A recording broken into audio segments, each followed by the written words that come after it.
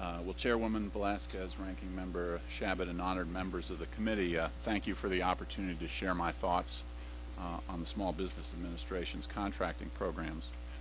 As a professor in the John Glenn School of Public Affairs at The Ohio State University, as you just heard, I study government contracting and contract management. My research examines why governments decide to contract for some services and not for others. And perhaps more importantly, what investments governments make in the capacity to manage contracts once they've been let.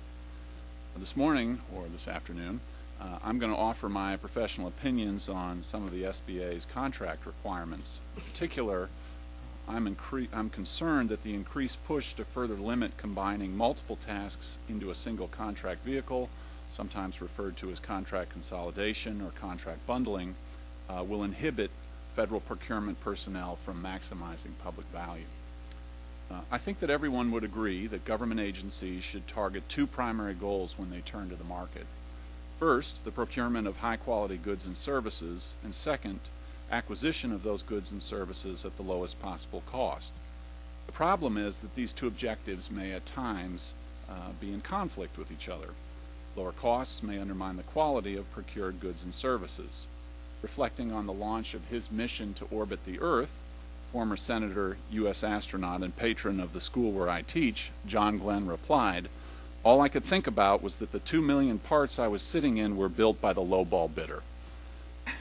Senator Glenn's seemingly prosaic thoughts as he hurtled through space starkly illustrate the challenges faced by public sector procurement personnel.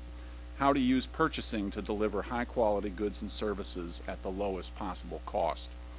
As a taxpayer, this is exactly the question I want federal government procurement personnel focused on.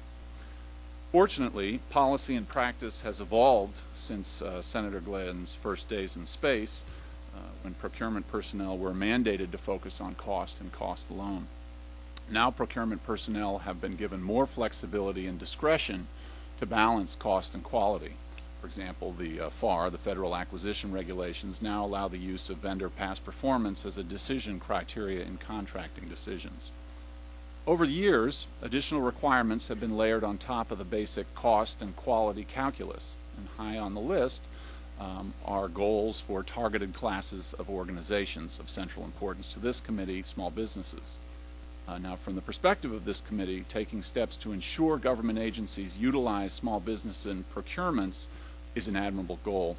The SBA's data and other data clearly show the important role that small businesses play in the American economy. However, the more goals, preferences, and other associated requirements that are layered into the procurement process, the more difficult it becomes for federal procurement personnel to achieve the sweet spot between cost and quality. My written testimony that I've submitted discusses some of these reasons, but for time I will not go into those.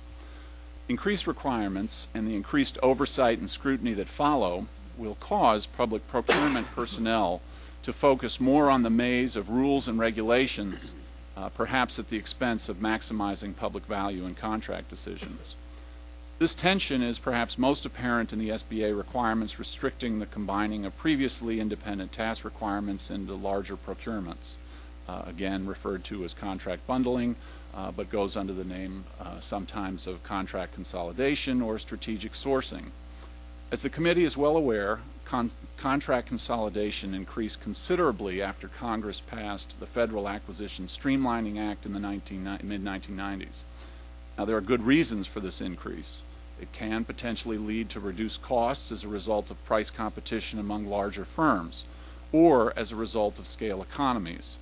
Contract consolidation can also increase the government's leverage over vendors. Private firms routinely use bulk purchasing to manage their supply chains. And as we heard from the Honorable Representative Bartlett, contract consolidation can also result in reduced time in the acquisition process. Contract consolidation, or the consolidation of tasks into a single contract, can, however, have detrimental impacts on small businesses.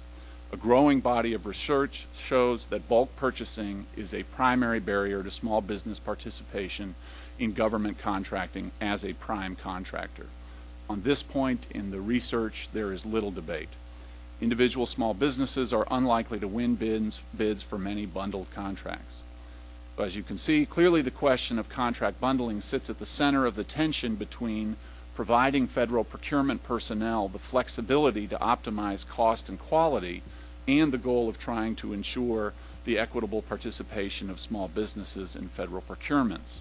I am concerned, though, based on information that I've seen, that the trend is toward excessive policing, which comes at the expense of public value in federal procurement.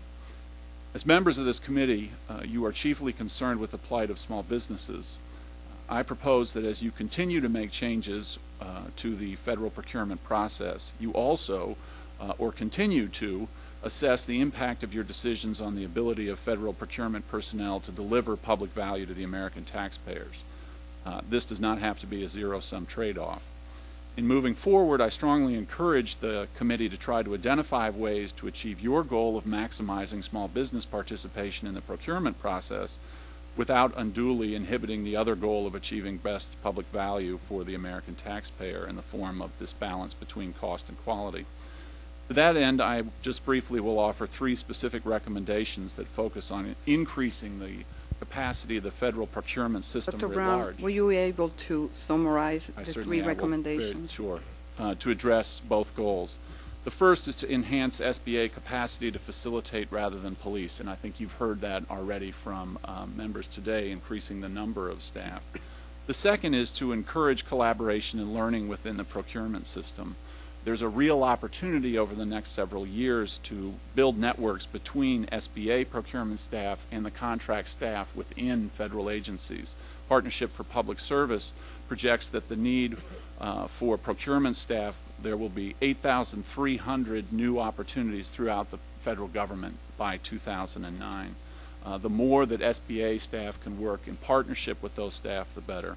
Finally, the third recommendation is to gather more information on the impact of contract bundling. As noted earlier, research is clear that contract consolidation harms small businesses in their drive to service prime contractors. But we don't know a lot about the impact from a research standpoint on small business participation as subcontractors. I was happy to hear this morning about efforts to improve the access you all have to data. The other one that I would recommend you, if you are not involved in already, is that I'm hopeful that recent congressional action to improve the quality of information in the Federal Procurement Data System, the FPDS, scheduled to go in effect in January of 2008, will also improve the knowledge base. And to that end, I encourage you to include information in that process on small businesses and subcontract arrangements.